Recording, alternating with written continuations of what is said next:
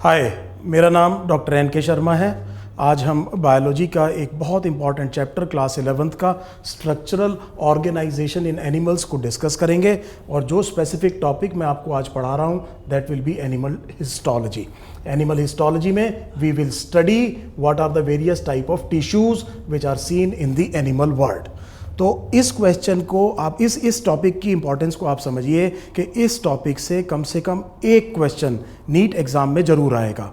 और ये जो क्वेश्चन आता है ये जनरली क्वेश्चन इस चीज़ पर आता है कि जो लोकेशन ऑफ टिश्यूज़ है और उनका जो ऑर्गन्स है, जो एग्जाम्पल है टिश्यू का कि ये टिश्यू किस पर्टिकुलर ऑर्गन में मिलता है, इस तरह का एक मैचिंग क्वेश्चन हम एंटीसिपेट करते हैं इस टॉपिक से। करीब हर साल ये क्वेश्चन देखा गया है। तो अगर मैं इस क्वेश्चन को बड़े ढंग से कर लूँ तो मेरी प्रॉब्लम फिर 90 क्वेश्चंस की ना रह करके 89 की रह जाती है। लेकिन एक बात मैं आपको बता दूं, अगर मैं जब ब्लड आपको इसमें पढ़ाऊंगा और ब्लड को अगर आप कार्डियोलॉजी में या कार्डियोवास्कुलर सिस्टम में ना मान करके एनिमल हिस्टोलॉजी में मानेंगे, then we will be expecting around 3 questions from this topic. So please give its due importance. इस टॉपिक में जो हमारे लर्निंग ऑब्जेक्टिव्स होंगे, पहली चीज ये होगी we will try to define what is a tissue. So we will first and foremost सबसे पहले हम ये डिफाइन करेंगे कि टिश्यू कहते किसे हैं।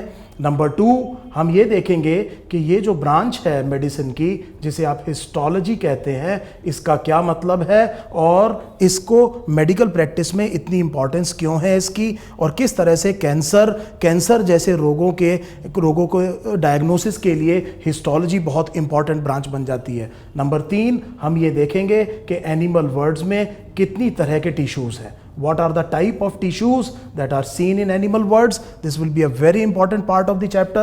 And number 4, we will see what are the types of individual types of the tissues, what are their locations, body में वो कहाँ पर हैं, उनके characteristics feature क्या हैं, characteristics क्या हैं, and number 3 वो क्या function serve कर रहे हैं। तो इस चीज़ को हम एक बार फिर सोच लेते हैं। मुझे डिफाइन करना है टिश्यू, मुझे देखना है हिस्टोलॉजी की इंपॉर्टेंस क्या है, मुझे ये देखना है कि एनिमल वर्ल्ड में कौन कौन से टिश्यूज़ मिलते हैं, फिर मुझे ये देखना है कि हर एक टिश्यूज़ के कितने टाइप्स हैं, उनकी लोकेशंस क्या हैं, क्या क्या कैरेक्टरिस्टिक फीचर्स हैं और वो क्या फंक्शंस बॉडी में सर्व कर रहे हैं। So we will start tissue with defining the tissue word itself. देखिए, बायोलॉजिकल ऑर्गेनाइजेशन जब आप पढ़ते हैं तो सबसे छोटी चीज़ जब आप बायोलॉजी में पढ़ते हैं तो वो बायोमॉलिक्यूल्स पढ़ते हैं। आपने अभी तक पढ़ लिया होगा कार्बोहाइड्रेट्स, प्रोटीन, फैट्स, इसको हम कहते हैं बायोमॉलिक्यूल्स। आपने न्यूक्लिक एसिड्स पढ़े होंगे, डीएनए, आरएनए। इसका मतलब जब मैं बायोलॉजिकल ऑर्गेनाइजेशन शुरू करता हूँ तो सेल से छोटे लेवल पे शुरू करता हूँ। So biological organisation begins at सब सेलुलर लेवल। सब सेलुलर लेवल का मतलब मेरा हो गया कि we will start the biological classification, biological organisation at molecular level. इसके बाद में जब इन मॉलिक्यूल्स को मैं एक मीनिंगफुल एनवायरनमेंट में इकट्ठा कर देता हूं which is bound by a selectively permeable plasma membrane, we form the smallest thing which is capable of independent living which is called as cell. तो सेल एक ऑर्गेनाइजेशन की एक यूनिट हो गई बायोलॉजी में। तो सबसे पहले मैंने शुरू किया सब सेलुलर लेवल से। सब सेलुलर लेवल को मैंने ऑर्गेनाइज किया एक हायर लेवल पे जिसे मैंने कहा सेल, और बाद में हम एक चीज बनाएंगे ऑर्गन। और इस सेल लेवल ऑफ ऑर्गेनाइजेशन और organ level of biological organisation के बीच में आप जानते हैं हमारे पास आएंगे टिश्यूज। सो टिश्यूज, पहली चीज तो मुझे ये देखनी है कि टिश्यूज बायोलॉजिकल ऑर्गेनाइजेशन की एक सीढ़ी है और ये सीढ़ी सेलुलर ऑर्गेनाइजेशन और ऑर्गेनाइजेशन का लेवल जिसमें ऑर्गन्स बन गए हैं उसके बीच की कड़ी है। कुछ सेल्स आपस में मिलकर टिश्यूज बनाएंगे, टिश्यूज आपस में ऑर्गेनाइज करके ऑर्गन बनाएंगे और बहुत सारे ऑर्गन्स मीनिंगफुल एक एक्टिविटी में जुड़ करके कंप्लीट ऑर्गेनिज्म बनाएगा। तो हमने टिश्यू की प्लेसमेंट देखी बायोलॉजिकल ऑर्गेनाइजेशन के कंटेक्स्ट में कि टिश्यू एक्चुअली प्लेस्ड कहां पर है। अब मैं टिश्यू को डिफाइन ऐसे करूंगा कि tissue will be a group of similar sales. Please understand this. हम ये कह रहे हैं कि tissue is a group of similar sales, they will share a similar और सेम डिसेंट। इसका मतलब ये हुआ कि उनका ओरिजिन या डिसेंट बिल्कुल सेम होगा। से फॉर एग्जांपल कोई टिश्यू अगर एम्ब्रियोनिक लेयर एक्टोडर्म से बना है तो उसके सारे सेल्स एक्टोडर्म के ही डिराइव्ड होंगे। इसका मतलब हुआ कि उनकी डिसेंट सेम है एक्टोडर्म से, या ओरिजिन उनका किससे है, एम्ब्रियोनिक लेयर एक्टोडर्म से। And they will be serving a common and similar function. तो ये एक बहुत इंपॉर्टेंट डेफिनेशन मेरे पास टिश्यूज की आ गई है। टिश्यूज को मैंने एक ग्रुप ऑफ सिमिलर सेल्स कहा है। They are sharing similar descent, they are originating from the same place and they are serving a common or a similar functions. तो ये बात बहुत अच्छे से आपने नोट कर ली होगी कि एनिमल टिश्यूज को डिफाइन किस तरह से किया जाता है। जो नेक्स्ट पॉइंट है, हम ये देखेंगे कि एनिमल वर्ल्ड में what are the types of the tissues that are seen in animal world. So now आप इतनी बायोलॉजी पढ़ चुके हैं, आपको बहुत अच्छी तरह से पता है कि एनिमल वर्ल्ड में 4 डिफरेंट तरह के टिश्यूज देखने को मिलते हैं। सबसे पहले को हम कहेंगे epithelial tissues.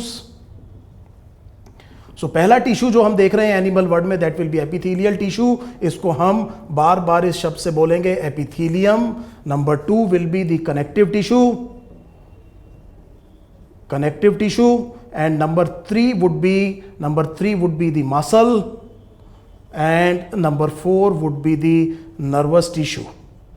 We will include the neuron here. तो इस बात को दोबारा समझते हैं। एनिमल वर्ल्ड में 4 डिफरेंट तरह के टिश्यूज मिलते हैं। पहला एपिथेलियम, दूसरा कनेक्टिव टिश्यू, तीसरा मसल और चौथा नर्वस टिश्यू। एक बहुत इंपॉर्टेंट क्वेश्चन मैं आपको करा रहा हूं, बड़े ध्यान से देखिए। Animal world is characterised by a huge amount of diversity. जितनी डाइवर्सिटी एनिमल वर्ल्ड में है उतनी प्लांट्स फंजाई में नहीं है। आप जानते हैं around 1.7 to 1.8 million species have been known and described, और उसमें से आप बहुत अच्छे से जानते हैं कि 70% आर्थ्रोपोड्स हैं, और आर्थ्रोपोड्स में भी insects are very very common. तो सबसे ज़्यादा अगर डाइवर्सिटी अगर हम एक ही एनिमल फाइलम में देख लें तो वो आर्थ्रोपोड्स में है। तो there must be something that must be capable of explaining the diversity, why the animal world is having huge amount of diversity.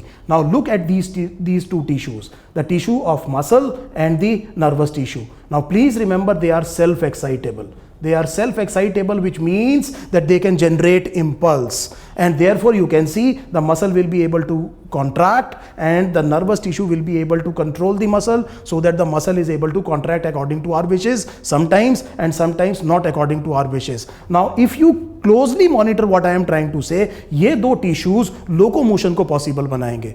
और इस लोकोमोशन की वजह से जो एनिमल्स हैं वो एक जगह से दूसरी जगह माइग्रेट कर पाएंगे, और डिफरेंट एनवायरमेंट्स में पहुंचने की वजह से उनको डिफरेंट सेट्स ऑफ एडेप्टेशंस चाहिएगी अलग अलग एनवायरमेंट में बचने के लिए, and that will explain that why animal world has huge amount of diversity. So I think this thing is absolutely clear. So now we will come to the first topic of ours, which is the epithelial tissue. तो अब हम करते हैं detail में, let us see what is epithelium. देखिए बेटे, epithelial tissue आपकी body के फ्री सरफेसेस को कवर करता है। तो हमारा जो मेन टॉपिक है वो है एपिथेलियम, और हम इस एपिथेलियम को ये देख रहे हैं कि it covers the free surfaces of the body. अब मैं ज़्यादा कंटेक्स्ट लूंगा ह्यूमन बॉडी का। मेरे को पता है मैं आपको एनिमल हिस्टोलॉजी पढ़ा रहा हूं, लेकिन this is the beginning of human physiology, so I will take most of the examples from the human beings. तो अगर आप अपनी बॉडी को देखें तो आपके जितने भी फ्री सरफेसेस हैं, ये जो आपकी स्किन है ये एपिथेलियम है, ये जो म्यूकस मेम्ब्रेन है, ये जो अंदर जीआईटी को लाइन करती है ये भी एपिथेलियम है, आपकी जो ब्लड वेसल्स हैं उसके अंदर की लाइनिंग एपिथेलियम है, आपके जो एल्वियोलाई हैं उनके सरफेस पर जो लाइनिंग है वो एपिथेलियम है, आपके जो विसरल ऑर्गन्स हैं उनके भी फ्री सरफेसेस की लाइनिंग पर क्या है, एपिथेलियम है। और अगर आप जानते हैं तो एब्डोमेन के अंदर जो इंटरनल मेम्ब्रेन होती है जिसे आप पेरिटोनियम कहते हैं, उस पेरिटोनियम की फ्री सरफेस को भी कवर कौन करता है, epithelium. Same will be true for pleura, same will be true for pericardium as well. तो पहली चीज तो मैं ये समझ गया कि ये जो एपिथेलियम है इसका मेन काम कवरिंग है, और ये मेरी बॉडी के फ्री सरफेसेस को कवर करता है। इतनी बात समझ में आ गई। So now let us look at the various characteristics feature which are what are the characteristics of this epithelial tissue. So the next topic would be कि इस epithelial cells के या इस epithelial tissue के characteristics features क्या है।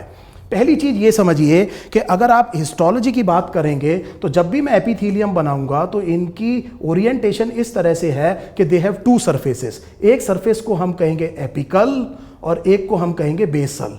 तो इनकी जो ओरिएंटेशन है वो एपिकल बेसल है। पहली चीज तो मुझे ये समझना है, पहला कैरेक्टरिस्टिक, कि एपिथेलियल सेल्स की जो ओरिएंटेशन है वो एक एपिकल टू बेसल है। They have a free apical surface and they have a basal surface that will be resting upon something.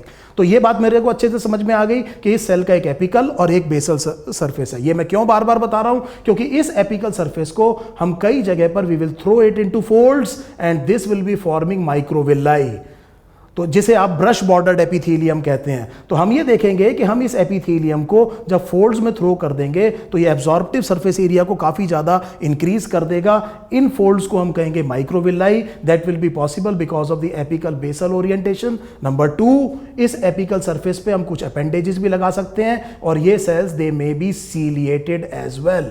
ये सेल क्या हो सकते हैं? सीलिएटेड। तो हम ये देखेंगे कि एपिथेलियल सेल्स में कई सारे एग्जांपल्स हम ऐसे देखेंगे जहां पर सेल जिसके apical membrane is thrown into folds, it may become brush bordered. Number 2, हम ये देखेंगे it may have some appendages and these appendages would be called as cilia. और ये सीलिया आप जानते हैं किसी चीज को पुश करने में बॉडी में काम आएगा। तो पहला कैरेक्टरिस्टिक फीचर मुझे ये समझ में आ गया। नंबर 2, आप ये ध्यान रखिए, the cells are very closely packed. Cells के बीच में करीब करीब इंटरसेलुलर स्पेस या तो बहुत कम है या बिल्कुल भी नहीं है। तो दूसरा फीचर मैं ये कहूंगा कि these cells are closely packed and they have little or no intercellular space. और ये चीज बहुत कॉमन सेंस की भी बात है। जब मैं एपिथेलियम का मेन काम जो है कवरिंग बता रहा हूं, तो मैं किसी बॉडी के फ्री सरफेस को कवर करूंगा तो उसके बीच में लीकीनेस नहीं छोड़ूंगा। तो मैं ये चाहूंगा कि ये जो एपिथेलियल सेल्स हैं इनके बीच में बहुत कम इंटरसेलुलर स्पेस हो। इतनी कम इंटरसेलुलर स्पेस होती है कि इनमें वास्कुलैरिटी नहीं होती। वास्कुलैरिटी नहीं होती का मतलब यह है कि इनके बीच में कैपिलरीज नहीं जाएंगी। That means they do not get their nutrients directly from the capillaries as happens with the normal cells of the body. So that means they will be dependent on the underlying tissues for their nutrition and gaseous exchange, and that will happen because of diffusion. तो क्योंकि हम ये कह रहे हैं कि epithelial cells बहुत पास हैं, इसीलिए अगर उनको जो न्यूट्रिएंट्स और जो गैसेस एक्सचेंज करनी है वो अंडरलाइंग टिश्यू से डिफ्यूजन से करनी पड़ेंगी। और जनरली आप ये देखेंगे कि एपिथेलियम टिश्यू के नीचे एक बहुत वास्कुलर टिश्यू होता है जिसे हम कहते हैं कनेक्टिव। वहाँ पर बहुत ज़्यादा ब्लड सप्लाई होती है और वहाँ से न्यूट्रिएंट्स और गैस से ये आराम से एक्सचेंज कर सकते हैं। हालांकि एपिथेलियम इनर्वेटेड हो सकता है। एक और फोर्थ बहुत इंपॉर्टेंट पॉइंट ये है कि ये जो एपिथेलियल सेल्स हैं they will always rest on a non-cellular basement membrane. They will always rest what is called as on a non-cellular basement membrane.